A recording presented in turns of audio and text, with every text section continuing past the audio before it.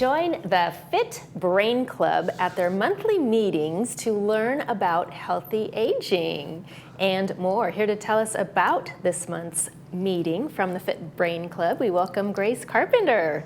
Hi, Bree. Hi. Morning, Michael. Good morning. Thank Welcome you to the show. having me and for wanting to know more about our club. Absolutely.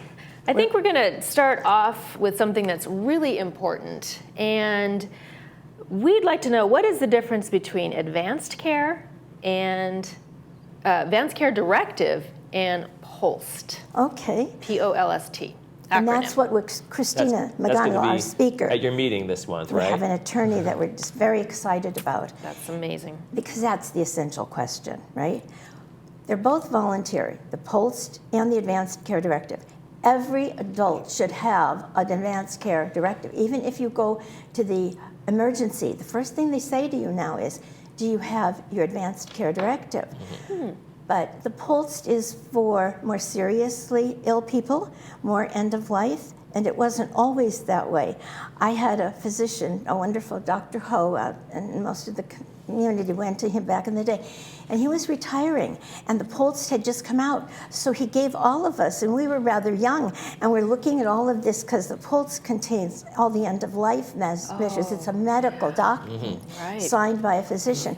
So before he retired, he wanted to be sure that we had this signed. Now it's changed. Mostly it's given in the hospital, and of course it requires a doctor's or a nurse's signature, and a medical professional, because it's a medical document. In the POLST, you have medical orders. In the advanced care directive, we have our own wishes. And that's why people tend to do it when they do their trust. I don't know why they wait that long. Even if we have daughters, children going to foreign countries, we don't know what they're going to encounter, and we don't like to have uncomfortable conversations with anybody. So we tend not to bring something like that up. Well, what if they get in an accident when they're there and they don't have an advanced care directive? No matter how young they are, we need to protect ourselves, and this is what each of us can do to protect ourselves.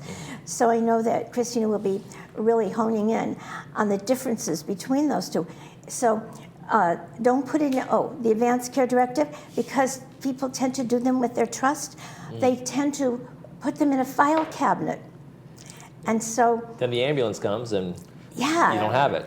So we have this wonderful, I don't think I brought it, end of life with a magnet on the back. You put it on your refrigerator, and what you do is you make a copy of your advanced care directive, and you put it in this little yellow. Actually, Memorial Care gave them to us when they spoke a few months ago, and now we keep them for everybody, so we can hand them out at meetings for newcomers. If you haven't done your advanced care directive, please, and then copy it, put it in, and put it with this magnet on your refrigerator, because then when people come in, because you might not have the POLST done already. Right. So Should people consider these documents kind of a living, breathing thing, something you update regularly, check in on, make sure other people know about them? Even family members should have copies of them? Yes. My daughter just said that to me yesterday when she was going over my trust, because I'm going to have a trust meeting, like an update of my trust today. And she said, Mom, we need to have copies of all of this. I said, when I did my trust, I gave you all a copy of it. Have you ever read it? Oh, oops. Because that's what they think you're young, and they don't think, this. So this is, the holidays are coming, and this is why we chose this month to have Christina come. This is when we can have the difficult conversations. Dear friend and Vice President of Alzheimer's taught me this saying that the way she broke it to her children. She said, we're going to have this difficult conversation because we're all going to be here for Thanksgiving, but there's no pie before we discuss how I want to die. Oh my Now, goodness. that's pretty shocking. People have been killed over just that. I know, Slice of pie. but it's so true. We have to face these realities in There's a never a positive good way. time, I right? know. You just have to carve it out and make it. It's going to happen to all of us. That's so right. Why not talk about it, get the affairs in order before panic sets in? Exactly, right? exactly. And so that's the legality is the difference between the medical model of the POLST, and in some states it's called the MOLST. They just call it medical because okay. it's an acronym. Both of the acronym Sure. Physician's orders for life-sustaining treatment is the POLST. And so with the MOLST, it's medical orders for life. But they're the same document in whatever state you're in. However, that is legal and binding. Our wishes are more flexible. We can change them at any time with the Advanced Care Directive. Those are things that we can adjust and make happen.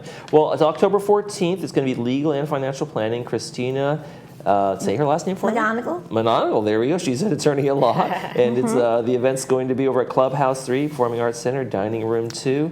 Grace Carpenter, Fit Brain Club, thank you so much for joining us today. Thank you both so much. Thank you, That's great Grace. information. And when we come back, we have a couple announcements for you. Stay with us.